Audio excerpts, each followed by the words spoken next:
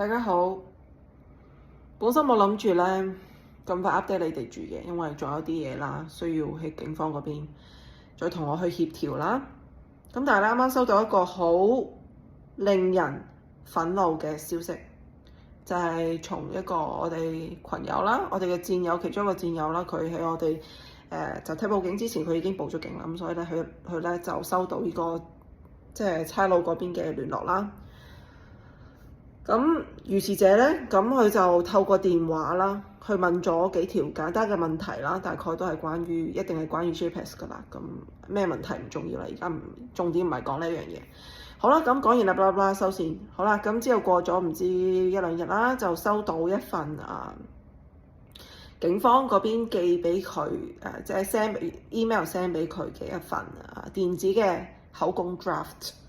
係啦，叫佢 check， 如果 check 過冇問題咧，咁就可以預約上去差館嗰度去簽嗰份口供啦。咁卒之咧，佢發現成份口供中間有成大段都係佢冇講過嘅嘢。你班差佬同我聽住，你喺度放蛇噶嘛？係咪啊？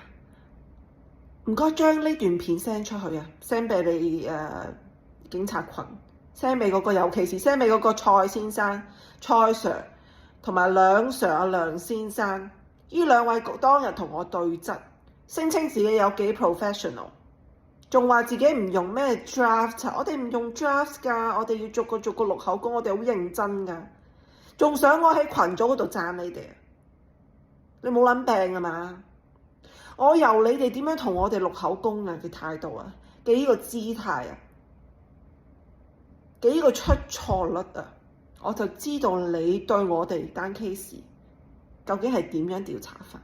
佢仲想我喺你哋面前美言幾句，我話我哋，唔好誤會，我哋警方一直都有調查嘅。我同你各位講，佢得5條友負責，5個差佬負責呢單案咋，搞撚錯。我真係以為自己聽錯，咁大單案，你話全港最大有史以嚟最大嘅一個詐騙案 JPEX 案得5個人，得5個人負責，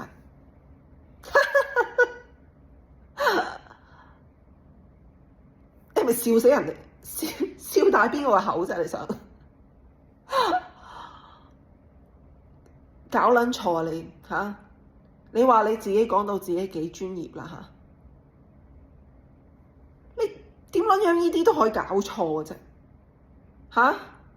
所以我呼籲各位你哋如果假設你都係收到一份咁樣嘅電子嘅無論電子又好，實體又好，你手寫又好，或者佢幫你寫又好，唔該你都係 check 完又再 check， 唔該你保證每一粒字都係由你把口，由你自己嘅想法寫出嚟嘅。嗰分分鐘佢今次錯啊！我話俾你聽，佢之前錄過2000幾份口供，有幾多份佢係有刪改過？我哋都唔知㗎。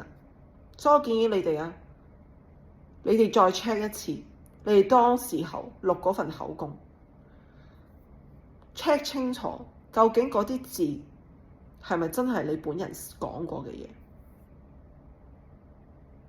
我好撚嬲各位，有心定無意，你自己知。你哋仲攞唔夠着數咩嚇？呢單案嗰度你哋仲攞唔夠着數啊，差佬嚇！依家仲想佔我哋便宜，仲想借我哋打邊個啊？砌邊個生豬肉想借我哋？搞撚錯！同埋我知你哋想點啊？你想我哋個槍頭指向 KOL 啊嘛？大家小心啲啊！當日如果政府冇俾 JPEX 喺大街小巷嗰度賣廣告，我哋都唔會咁相信 JPEX 係一個可信嘅平台。大家話係咪？比起嗰啲 KOL，有張智霖，賣廣告嘅可信性係咪高10倍、8倍？大家話係咪？張智霖今日仲喺度賣緊月餅廣告，咁我哋係咪應該覺得個月餅係假㗎？個品牌係假㗎？我哋係咪應該會覺得嗰個揾張智霖賣廣告嘅品牌，我唔知乜撚嘢品牌啦，係咪都係一個 fraud 咧？